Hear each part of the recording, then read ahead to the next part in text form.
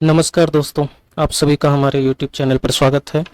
दोस्तों, आज हम बात करने वाले हैं तीस्ता सी तलवार के बारे में, जो कि गुजरात दंगों के लिए मोदी को कसूरवार ठहराने की पूरी जोरदार कोशिश में लगी हुई थी।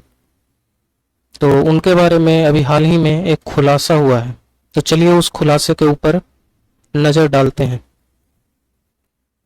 बाबरी का काम देख तीस्ता को मिला था गुजरात दंगों के बाद कॉन्ट्रैक्ट। अहमद पटेल ने कहा था फंड नहीं रुकेगा। पूर्व करीबी का खुलासा, यानी कि पूर्व करीबी ने खुलासा किया, जो कि रईस पठान है। रईस पठान इस खुलासे के साथ बताते हैं कि पहली फंडिंग 5 लाख रुपए की सर्किट हाउस में हुई थी और अगली मुलाकात में 25 लाख रुपए तीस्ता को अहमद पटेल द्वारा दिए गए थे।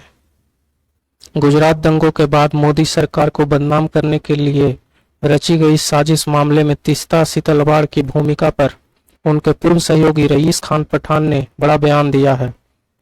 पठान ने मीडिया से बातचीत में कहा है कि जब पटेल ने तीस्ता को रुपए दिए थे उस समय वह उसी जगह मौजूद थे। उनके सामने ही यह 30 लाख रुपए की लेन देन हुई थी। ANI से बातचीत में उन्होंने कहा, जो बात सामने आ रही है 30 लाख रुपए की, वो बिल्कुल दंगों के शुरुआती दिनों की बात है। तीस्ता बहुत पहले से अहमद पटेल को जानती थी, लेकिन जब दंगे हुए उसके कुछ दिन बाद की मुलाकात जो है वो शाही बाग के सर्किट हाउस में हुई थी। वहां उनके साथ मैं भी गया था, ये कहते हैं रईस। रईस ने यह भी बताया कि उस मुलाकात में पटेल ने तीस्ता को कहा था, आपको मैं अच्छे से जानता हूं, आपके कामों से मैं अच्छे से वाकिफ हूं।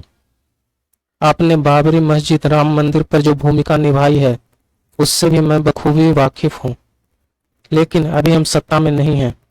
पठान के अनुसार अहमद पटेल से तीस्ता की लंबी बातचीत के बाद शीतलवाड़ ने कहा कि उनके पास फंड नहीं है और फंड की कमी हुई तो वह लोग काम नहीं कर पाएंगे, क्योंकि गुजरात में जो कुछ हुआ है वो बहुत बड़ा है।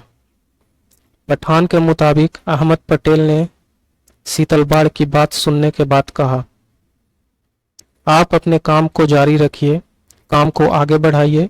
रहा फंड का सवाल तो आप बेफिक्र हो जाइए, क्योंकि फंड आपको मिल जाएगा। हमारी पार्टी तो आपको जितना हो सकेगा फंड देगी, लेकिन साथ में आपको देश विदेश की एजेंसियों से भी फंड आएंगे। इसके बाद शीतलवाड़ ने कहा कि जब आप आश्वासन दे रहे हैं तो ठीक है, आप जैसा चाहेंगे हम वैसा काम करेंगे। रईस पठान इस खुलासे के साथ बताते हैं कि पहली फंडिंग 5 लाख रुपए की सर्किट हाउस में हुई थी और अगली मुलाकात में 25 लाख रुपए तीस्ता को अहमद पटेल द्वारा दिए गए थे। बता दें कि गुजरात दंगों में मोदी सरकार को बदनाम करने के लिए तीस्ता सी तलवार की जो भूमिका SIT जांच में उभर कर आई है, उसके बाद बीजेपी नेता संबित पात्रा ने एक प्रेस कॉन्फ्रेंस की। इस कॉन्फ्रेंस में उन्होंने बताया कि SIT का हलफनामा कहता है कि गुजरात दंगों के दौरान तीस्ता सी तलवार और उनके सहयोगी मानवता के नाम पर काम नहीं कर रहे थे, बल्कि उनके 2 मकसद थे। पहला, गुजरात की तत्कालीन सरकार को अस्थिर करना, दूसरा, बेगुनाह लोगों को दोषी बताना। पात्रा ने कहा कि नरेंद्र मोदी को अपमानित करने के लिए अहमद पटेल सिर्फ एक नाम थे, षड्यंत्र तो असली सोनिया गांधी ने रचा था। इतना ही नहीं, भाजपा नेता ने आरोप लगाया कि गुजरात की और नरेंद्र मोदी की छवि धूमिल करने के लिए सोनिया गांधी ने तीस्ता को पद्मश्री से सम्मानित भी किया। SIT का हलफनामा ये भी कहता है कि गुजरात दंगों को लेकर तीस्ता ने राज्यसभा सीट मांगी थी। तो दोस्तों, आप समझ सकते हैं कि कितनी बड़ी षड्यंत्र ये रची गई थी। आप क्या सोचते हैं इसके बारे में हमें कमेंट में जरूर बताएं। आज के लिए इतना ही। आपके सामने फिर हाजिर होंगे नई खबरों के साथ। तब तक के लिए नमस्कार।